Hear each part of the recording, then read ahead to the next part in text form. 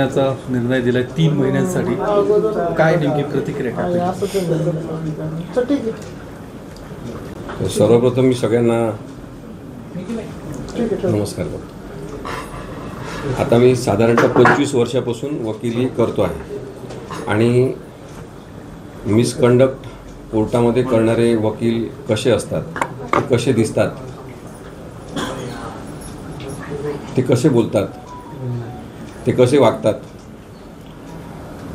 हे समजून घेण्याचा प्रयत्न आता महाराष्ट्रातले लोक करतील. कारण की मी महाराष्ट्रात सगळीकडे फिरतो. मी इतक्या वर्षांपासून अनेक लोकांना लहान लहान कोर्टांपासून तर हायकोर्ट आणि सुप्रीम कोर्टापर्यंत मदत करण्याचे प्रयत्न केलेले आहेत. त्याच्यामध्ये बरेचदा त्यांच्या बाजूने न्याय झालेले आहेत. जे वंचित आहेत, आर्थिकदृष्ट्या मागासलेले आहेत, अन्यायग्रस्त आहेत, अशा सगळ्या लोकांना मी सतत मदत करण्याचा प्रयत्न करताना वेश्या व्यावसायिक स्त्रियांसोबत मी काम केलेलं आहे. हाच कोट घालून मी वेश्या व्यावसायिक स्त्रियांसोबत काम केलेलं आहे. त्यांना कायदा समजून सांगितला आहे, त्यांच्यावरचा अन्याय दूर करण्यासाठी काम केलं आहे. मी HIV झालेल्या लोकांच्या भेदभावाच्या संदर्भात आणि विषमतेसंदर्भात काम केलं. तेव्हा BBCने युवा स्टार म्हणून माझी नेमणूक केली होती. त्यानंतर अपंगत्वासह जीवन जगणारे लोक असतील त्यांच्या केसेस मी अनेकदा चालवतो. जे अनाथ आहेत, जे रस्त्यावर राहतात, बेघर आहेत, अशा लोकांच्या केसेस मी चालवलेल्या आहेत. पर्यावरण जे बोलूच शकत नाही, आपलं म्हणणं सांगू शकत नाही आणि माणूस मात्र त्याच्यावर अत्याचार करत राहतो, त्या केसेस मी चालवलेल्या आहेत. आणि हे अत्यंत जाणीवपूर्वक मी केलं आहे की माझ्या वकिली व्यवसायाची, न्यायव्यवस्थेची प्रतिष्ठा सतत वाढली पाहिजे. लोकशाहीवरच्या यंत्रणांवर सामान्यातल्या सामान्य माणसाचा विश्वास आहे आणि तो विश्वास वाढत गेला पाहिजे. मला असं वाटते की कायदा, ज्याबद्दल न्यायमूर्ती धर्माधिकारींनी म्हटलं होतं, चंद्रशेखर धर्माधिकारींनी, ते वाक्य मी या भाषणामध्ये म्हटलेलं आहे की आता कायद्याचं नाही, काय द्यायचं राज्य राहिलं आहे, असं चंद्रशेखर धर्माधिकारी म्हणाले होते.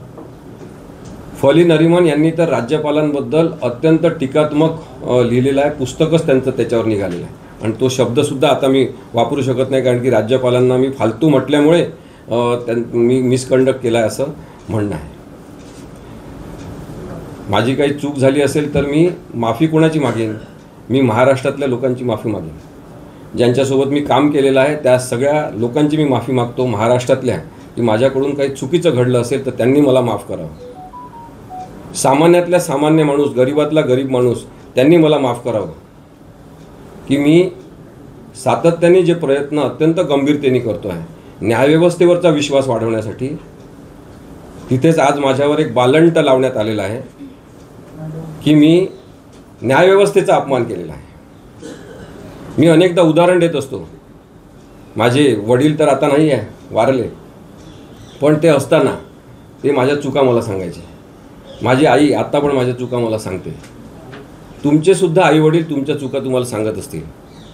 आपलं ज्यांच्यावर प्रेम असते त्यांना आपण सांगतो हे चुकलेलं आहे, हे बरोबर करायला पाहिजे, दुरुस्त करायला पाहिजे. मग न्यायव्यवस्थेवर माझं प्रेम असेल, लोकशाहीवर माझं प्रेम असेल, संविधानावर माझं प्रेम असेल आणि त्या न्यायव्यवस्थेमध्ये काही चुका आणि उणिवा असतील तर त्या मी सांगायच्या नाही. त्या मी बोललो तर तो अपमान झाला. व्याख्या नवीन कोणती करण्याचा प्रयत्न करण्यात येतो आहे हे मला जास्त गंभीर वाटतं. हा निर्णय जो आहे ही कॉपी आहे. हा मला आज मला कळला, जेव्हा मला काही मीडियातल्या मित्रांचे मुंबईवरून फोन यायला लागले की तुमची सनद रद्द झाली आहे. मला खरंच सांगतो, मला असा निर्णय होईल अशी मुळीच अपेक्षा नव्हती. मी सगळं प्रामाणिकपणे आपल्यासमोर नेहमीच सांगत आलेलो आहे. पुण्यातला मीडिया असेल, महाराष्ट्रातल्या कोणत्याही मीडियामधले मित्र असतील, त्यांना माहिती आहे की मी मिसकंडक्ट करणारा नाही आहे, मी चुकीचे शब्द वापरणारा नाही आहे, मी कोणाबद्दलच वाईट बोलणारा नाही आहे. पण हा जो निर्णय आहे ना, हा मला आवडला नाही, मला वाईट वाटला आहे. चुकीचं आहे असं करणं. सत्य मलाच माहीत असलेलं आहे ते असं मी म्हणू शकत नाही. त्यांना वेगळं सत्य दिसलं असेल, काही हरकत नाही, त्यांनी निर्णय दिला. पण हा निर्णय मला आज कळला. आज मी वाचला, जेव्हा पत्रकार मला विचारायला लागले की काय झालं आहे, मी तेव्हा बार काउन्सिल ऑफ महाराष्ट्राच्या ऑफिसमध्ये फोन केला. तिथे दातार म्हणून व्यवस्थापक आहेत, त्यांना म्हटलं मला ईमेल पाठवा. मग त्यांनी परत मला एक प्रक्रियावादी उत्तर दिलं की तुम्ही बार काउन्सिलच्या ईमेलवर ईमेल पाठवा आणि मग आम्ही तुम्हाला ते पाठवतो. आणि तुम्हाला आम्ही पोस्टाने पाठवलं हे सुद्धा त्या माणसांनी सांगितलं. अत्यंत त्यांनी मला मदत नेहमी केलेली आहे. मग मी ऑफिसमध्ये चौकशी केली तेव्हा कळलं की आत्ताच ते पत्र आलेलं आहे, ते मला मिळालेलं आहे. ते मी वाचलं, हे जजमेंट. न्याय आहे हा जजमेंट, असं लिहिला इथे. बार काउन्सिलमधले ते अनेक जण मला विचारतात कोणी दिला निर्णय, कोणी दिला, म्हणून मी सांगतो आपल्याला. Bar council of Maharashtra and Goa ही एक सगळ्या वकिलांची संघटना आहे. कोण वकील चुकीचं करतात, बरोबर करतात, वाईट करतात, आपल्या वकिली व्यवसायाला काळीमा फासतात, त्यांच्या संदर्भात बार काउन्सिल दखल घेते. केव्हा? जेव्हा तक्रार केली तेव्हा. मग माझ्याविरुद्ध तक्रार कोणी केली? तर एक न वकिली करणारा माणूस आहे, त्याला मी कधी पाहिला नाही वकिली करताना. त्याचं नाव आहे राजेश सुरेश दाभोळकर, अत्यंत महान माणूस. त्यांनी तक्रार केली आहे. त्यांना मी भेटलो तेव्हा मला वाटलं नाही की अरे हा माणूस वकिली करत असेल म्हणून. मग आता कळलं की तो भारतीय जनता पक्षाचा कार्यकर्ता आहे. चांगली गोष्ट आहे. म्हणजे Rajesh Suresh Dabholkar, Khar pumping station, Santacruz east, Mumbai, इथे ते राहतात. मी त्यांना म्हटलं, पण ते मला भेटले बाहेर. त्यांना मी म्हटलं दाभोळकर एवढे नाराज कशाला झाले तुम्ही?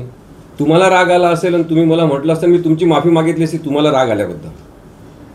पण मी काही चुकीचं बोललो नाही, त्याच्यामुळे मी त्याच्याबद्दल माफी मागू शकत नाही. ते भाजपचे कार्यकर्ते हे कसे, म्हणजे काय त्यांच्याकडे त्यांचे फेसबुकवरचे सगळे आता मी पाहिले. त्यांची आत्ता माहिती घेतली मी. त्याचे माझ्याजवळ फोटो पण आहेत. त्यांचे मोदी साहेबांसोबत फोटो आहेत, त्यांचे भारतीय युवा मोर्चाच्या अनेकांसोबत फोटो आहे, त्यांचे आपले कोणते आशिष शेलार साहेबांसोबत फोटो आहे, मोठे मोठे त्यांच्या लोकांसोबत फोटो आहेत. ते मोठेच व्यक्ती आहेत. आता त्यांनी हे जे बार council of Maharashtra and Goa निर्णय दिला, मग कोणी दिला असं लोक विचारतात. म्हणून मी सांगतो की आमच्या इथलेच काही सदस्य असतात बार काउन्सिलमधले, ते अशा प्रकारचा निर्णय देतात. तर सुरुवातीला ही केस ॲडव्होकेट उदय वाळुंजीकर यांनी चालवली. ज्येष्ठ वकील आहेत, अत्यंत निष्णात आहेत, कायद्याचे अन्वयार्थ त्यांना कळतात. त्यांनी ही केस चालवली सिंगल मॅन कमिटी म्हणून. त्यांनी सांगितलं की प्रथमदर्शनी असं दिसते की काहीतरी चुकीचं झालेलं आहे, पण ते सिद्ध होत नाही आहे. त्यामुळे यांना संधी दिली पाहिजे, दोघांचे म्हणणं ऐकून घेतलं पाहिजे. आणि म्हणून त्यांनी 3 सदस्यांच्या समोर ही केस पाठवली. माझी खरं तर अशी अपेक्षा होती की एका मेंबरच्या कमिटीमध्येच ते हे निकालात निघायला पाहिजे होतं, कारण तसं काही नव्हतं. मी आरोप काय झाले ते पण सांगतो. मग त्याच्यानंतर हे 3 मेंबरकडे गेलं. 3 मेंबर जे होते ज्यांनी हा निर्णय दिलेला आहे, त्याच्यामध्ये ज्येष्ठ वकील आहेत, ॲडव्होकेट विवेकानंद घाटगे साहेब जे चेअरमन आहेत, ॲडव्होकेट संग्राम देसाई साहेब आहेत, ॲडव्होकेट PV नेल्सन राजन हे आहेत. या तिघांनी मिळून हा निर्णय घेतला की मी चुकीचं केलेलं आहे, मी मिसकंडक्ट केलेला आहे, म्हणजे मी गैरव्यवहार केलेला आहे, मी गैरवर्तणूक केलेली आहे. गैरवर्तणूक हा शब्द जास्त चांगला राहील. गैरवर्तणूक केला आहे. मग आता मी गैरवर्तणूक केली तर काय केली? तेव्हा राजेश दाभोळकर यांनी तिथे पेन ड्राईव्ह दिले सगळ्यांना भाषणाचे, 38 मिनिटाचं भाषण, जे उद्धव साहेबांनी, राहुल नार्वेकर यांनी 10 जानेवारीला जो निर्णय दिला होता आणि ज्याच्यात सांगितलं होतं की कोणीच अपात्र नाही असा निर्णय दिला, तेव्हा उद्धव साहेबांनी जनता न्यायालय घेतलं. आणि तिथे मला सांगण्यात आलं की तुम्ही सोप्या शब्दात निर्णय काय आहे तो सांगा. तेव्हा मी लोकांच्या भाषेत बोलणारा वकील आहे. मी साध्यापणाने अत्यंत संयमित पद्धतीने या निर्णयाचं विश्लेषण सगळं केलं. तेव्हा मी असं म्हटलं की महाराष्ट्राचे राज्यपाल जे होते भगतसिंग कोश्यारी, तो फालतू माणूस आहे, पण महत्त्वाच्या पदावर बसलेला असल्यामुळे आपल्याला तसं म्हणायला, असं मी भाषणात म्हटलं. आणि नक्की म्हटलं मी, म्हणजे मी मान्य करतो. त्यानंतर मी हे सुद्धा म्हटलं की राहुल नार्वेकरांनी हा जो निर्णय आहे सर्वोच्च न्यायालयाचा, त्यांच्याकडे अत्यंत विश्वासाने त्यांनी पाठवला की तुम्ही 10व्या शेड्यूलनुसार कोण पात्र कोण अपात्र याच्याबद्दलचा निर्णय घ्या. तर त्या सुप्रीम कोर्टाच्या विश्वासाचा विश्वासघात राहुल नार्वेकरांनी केला, हे सुद्धा मी म्हटलं. मी म्हटलं नाही असं मी म्हणत नाही. त्यानंतर तिसरं मी म्हटलं की न्यायव्यवस्थेमध्ये, आणि मी हे सुद्धा नेहमी सगळ्या भाषणांमध्ये सांगतो, सगळीकडे सांगतो की काही पत्रकार भ्रष्टाचारी असतात की नाही, नसतात, असतात. काही डॉक्टर भ्रष्टाचारी असतात की नसतात, असतातच. काही पोलीस भ्रष्टाचारी असतात, तसे काही वकील भ्रष्टाचारी असतात. आणि हे मान्य करायला पाहिजे की काही न्यायाधीशसुद्धा भ्रष्टाचारी असतात. हे म्हटलेलं आहे मी. हे चुकीचं आहे असं महाराष्ट्रातल्या कोणत्याही माणसांनी, भारतातल्या कोणत्याही माणसांनी आणि जगातल्या कोणत्याही माणसांनी सांगून द्यावं. मग आता हे असं म्हणणं म्हणजे, म्हणून मी मगाशी तुम्हाला सांगतो की आपल्या ज्या व्यवस्थेवर प्रेम आहे त्याचं विश्लेषण करत असताना नेमकं उणिवा काय आहे हे सांगणं माझं कर्तव्य आहे. कारण मी त्या व्यवस्थेवर प्रेम करतो, मी प्रचंड प्रेम करतो न्यायव्यवस्थेवर, मी खूप जास्त प्रेम करतो संविधानावर, आणि म्हणून मी हे सगळं मांडलं. आता हे वाक्य त्यांनी ते पेनड्राईव्हमध्ये मला दिले, सगळे 38 मिनिटाचं भाषण. तेव्हा मी ते कंप्लेनंट जे दाभोळकर आहे त्यांना म्हटलं, तुम्ही कशाला पेनड्राईव्हचा खर्च केला? तुम्ही जर मला एका शब्दाने म्हटलं असतं ना तर मी मान्य केलं असतं. हे 38 मिनिटाचं भाषण, याच्यातला प्रत्येक शब्द माझाच आहे. पण एका तत्वज्ञानी जे म्हटलं ते वाक्यसुद्धा त्यांना सांगितलं की मी म्हटलं ते मला मान्य आहे, पण तुम्ही जो चुकीचा अर्थ काढताय, तुमच्या मर्जीने काढताय, तो मला मान्य नाही. हे यांनी जजमेंटमध्ये घेतलेलं आहे माझं वाक्य. आता त्यांनी काय म्हटलं आहे, 3 गोष्टी त्यांनी सांगितलेल्या आहेत, त्या मराठीत त्यांनी उद्धृत केलेल्या आहे की न्यायालयीन व्यवस्था म्हणून आणि यंत्रणा म्हणून सुद्धा दबावाखाली घेण्यात आलेले वास्तव आपल्याला नाकारता येणार नाही, परंतु जी कायदेविरुद्ध प्रवृत्ती तयार होत आहे यावर बोललं गेलं पाहिजे असं मी म्हटलं. आता याच्यामध्ये कोणता न्यायव्यवस्थेचा अपमान आहे? राहुल नार्वेकर यांनी सुप्रीम कोर्टाच्या आदेशाचा विश्वासघात कसा केला हे मी पुढे सांगणार आहे असं मी म्हटलं. याच्यामध्ये कुठे चुकीचं काही बोललेलं आहे मी? या निर्णयामध्ये आणखी एक घटक आहे जो म्हटलं तर अत्यंत महत्त्वाचा किंवा तसा फालतू माणूस, पण महत्त्वाचं म्हणजे महत्त्वाच्या पदावर बसला आहे, ते म्हणजे आपले राज्यपाल. म्हणजे मी भगतसिंग कोश्यारींबद्दल ते बोललो. ज्यावेळेस मी बोललो त्यावेळेस भगतसिंग कोश्यारी राज्यपाल नव्हते, बैस साहेब राज्यपाल होते.